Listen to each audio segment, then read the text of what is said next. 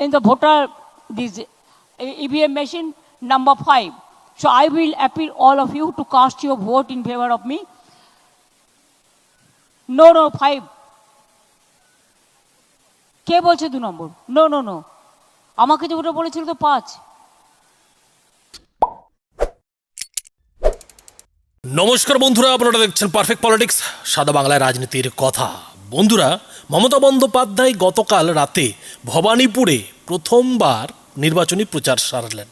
আর সেই নির্বাচনী প্রচারে যেটা দেখা গেল যে মমতা বন্দ্যোপাধ্যায় ইভিএমে কত নম্বরে তার নাম রয়েছে সেটাই গুলিয়ে ফেললেন। মমতা বন্দ্যোপাধ্যায় বারবার বলার চেষ্টা করলেন যে তার নাকি ইভিএমে 5 নম্বরে নামটা রয়েছে, কিন্তু তার যারা সমর্থক কর্মী তারা যেটা বারবার দাবি করতে থাকেন যে 2 নম্বরে নাকি মমতা বন্দ্যোপাধ্যায়ের নাম রয়েছে। কিন্তু তারপরেও মমতা বন্দ্যোপাধ্যায় ব্যাপারটা মানতে চাননি। তিনি যেটা বলেন যে আমার কাছে তো 5 নম্বরের খবর আছে, আমাকে তো 5 নম্বরের নাম আছে বলে বলা হয়েছে। যদিও এদিন মমতা বন্দ্যোপাধ্যায়ের ভোট এজেন্টরা শেষ পর্যন্ত মমতা বন্দ্যোপাধ্যায়কে অমিতের সঙ্গে মানে অমিত ব্যানার্জির সঙ্গে কথা বলিয়ে চূড়ান্ত যেটা জানান যে মমতা বন্দ্যোপাধ্যায়ের নাম ইভিএমের 2 নম্বরই রয়েছে। আর এই 2 নম্বর শোনার পরই মমতা বন্দ্যোপাধ্যায় বলেন যে 2 নম্বরটা নাকি তার জন্য ভিক্টরি নম্বর। 2 নম্বর মানে তো ভিক্টরি নম্বর।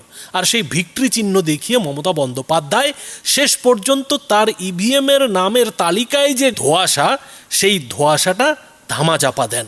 एक साथ में वोट में मैं तो आपको समर्थन चाहेंगी जरूर कि I am contesting from this Bhawanipur constituency and my number in the voter this EVM machine number 5. So I will appeal all of you to cast your vote in favor of me. No, 5. কে বলছে 2 নম্বর? No, আমাকে যে ওটা বলেছিল তো 5। আমি জানি না, আমাকে অমিত বলেছিল 5। ভোটার স্লিপ তোরা ডিস্ট্রিবিউশন করছিস, দেখেছিস? 2, তাহলে আগে 5 ছিল, তার মানে কেউ इंडिपेंडेंट विड्रॉ করেছে। That may be the case because before withdraw करने का पहले मेरे को ये था कि वो শুনতে পাচ্ছে না ওনারা, এমন মাইক লাগিয়েছো, মাইকম্যান কি হচ্ছে, ওনারা শুনতে পাচ্ছেন না? What is this? Sorry, I am so sorry. थोड़ा गड़बड़ कुछ किया है माइक में, मैं ऐसा कभी नहीं देखा, लेकिन आज आप लोग को जो तकलीफ उठाया मैं इसके लिए एपोलॉजी मांगते हैं। मैं आप लोग को कहने चाहूंगी, আরে শিওর বৈশা যে 2 নম্বর? আমি তো সব জায়গায় 5 বলে এসেছি, অমিত তো আমাকে বলেনি। তোমরা ভোটার স্লিপ ডিস্ট্রিবিউশন করছো, is it a fact that it is true? আমি দেখেছিলাম 5। Please rectify and tell me. Voter list দেখে বলো, ভোটার স্লিপ দেখে বলো, কেউ ভোটার স্লিপ পেয়েছো? ভোটার স্লিপ কিন্তু চলে গেছে তোমাদের সবার কাছে। কত নম্বর? না, আমাকে show me the voter slip, because my information was maybe wrong. After that withdrawn some people maybe.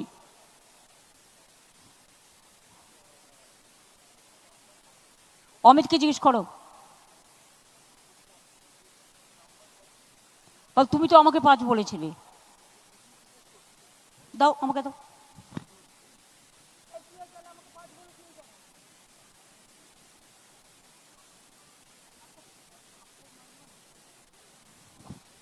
नहीं, 2 नंबर में है। It's good that 2 for victory. जय जिनेंद्र, जय हिंद, नमस्ते एंड जय बांग्ला। এখন কথা হচ্ছে যে 1 নম্বরে তো শুভেন্দু অধিকারীর নাম রয়েছে, আর তারপরেই কিন্তু 2 নম্বরে নাম রয়েছে মমতা ব্যানার্জির।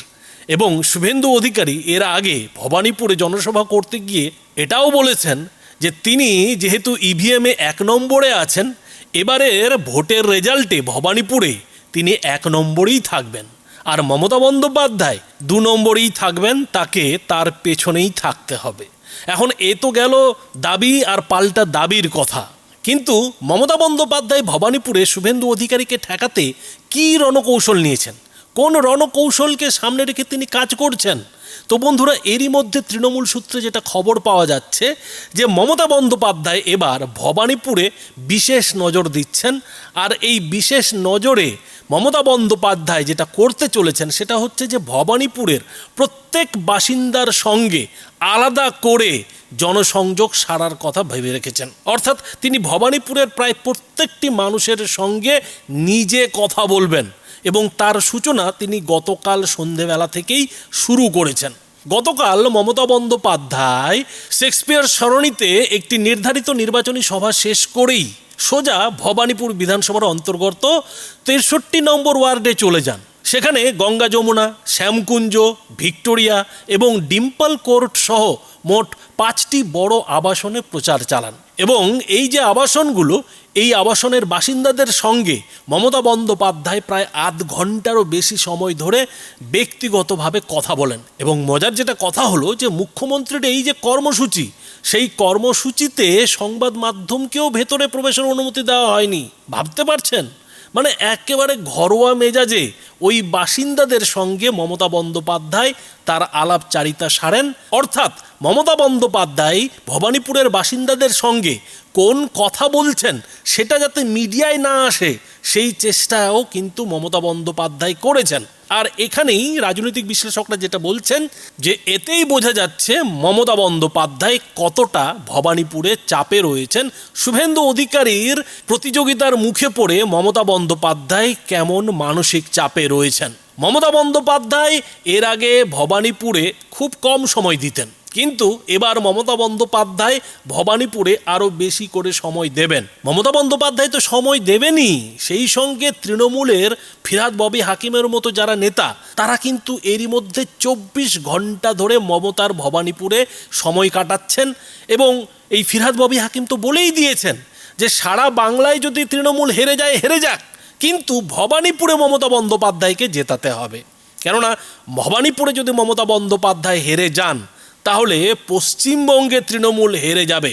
অর্থাৎ মমতা বন্দ্যোপাধ্যায়কে জেতাতে এবার ভবানীপুরে তৃণমূল কি রণকৌশল নিচ্ছে, কি ধরনের মানসিক চাপে পড়েছে বন্ধুরা বুঝতে পারছেন। কিন্তু এই মানসিক চাপের পরেই যেটা দেখা যাচ্ছে যে মমতা বন্দ্যোপাধ্যায় তার ইভিএমে কত নম্বরের নাম রয়েছে সেটাও গুলিয়ে ফেলছেন। মমতা বন্দ্যোপাধ্যায় অনেক কিছু গোলান, কিন্তু ভবানীপুরে ইভিএমে তার কত নম্বরে নাম রয়েছে সেটা একেবারে গুলিয়ে যাচ্ছেন। এটা কিন্তু নতুন একটা ব্যাপার এবার দেখা গেল। আর সেটা কি শুভেন্দু অধিকারীর কারণে? বন্ধুরা, এ বিষয়ে আপনাদের মতামত কি? আপনাদের মতামত অবশ্যই এই ভিডিওটির নিচে কমেন্ট বক্সে লিখে জানাবেন। ধন্যবাদ।